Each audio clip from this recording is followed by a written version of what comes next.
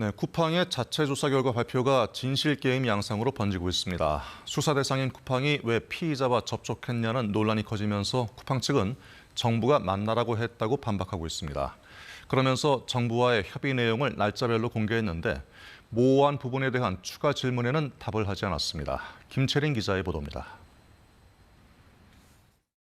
쿠팡이 홈페이지에 올린 입장문입니다. 자체 조사가 아니었고 정부의 지시에 따라 진행한 조사였다고 시작합니다. 쿠팡이 피의자와 만나고 사용 장비를 회수한 데 대해 수사 대상끼리 따로 만나 진술과 증거를 오염시킨 거 아니냐는 의혹이 커지자 정면 반박한 겁니다. 그러면서 조사 과정을 날짜 순으로 밝혔습니다.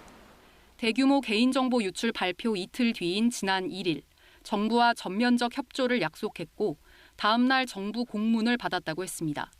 이후 거의 매일 정부와 협력해 유출자를 추적, 접촉, 소통했고 지난 9일엔 정부가 쿠팡이 유출자와 접촉할 것을 제안했고 닷새 뒤인 14일 유출자를 직접 만났으며 정부 지시에 따라 데스크톱, 하드드라이브 등을 정부에 보고 제공했다는 겁니다. 거의 모든 문장에 정부가 지시, 정부가 제안, 정부의 보고 등의 표현을 썼습니다. 정부의 관여를 강조하려는 의도인데 어느 기관인지는 안 밝혔습니다. 스스로 강조한 정부 지시를 어기고 갑자기 조사 결과를 발표한 이유도 안 밝혔습니다. 눈에 띄는 건 영문 입장문과의 미묘한 차이입니다.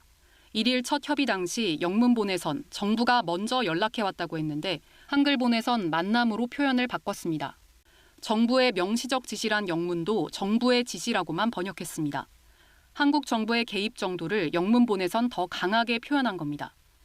지난 18일 잠수부를 동원해 중국의 한 하천에서 노트북을 회수하는 19초짜리 영상과 사진 2장도 공개했습니다. 촬영 장소는 중국 상하이로 알려졌습니다.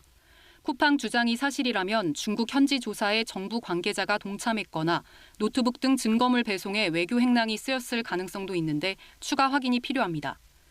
이번 입장문은 김범석 대표 등 쿠팡 미국 본사 경영진이 승인한 걸로 전해졌습니다. KBS 뉴스 김채린입니다.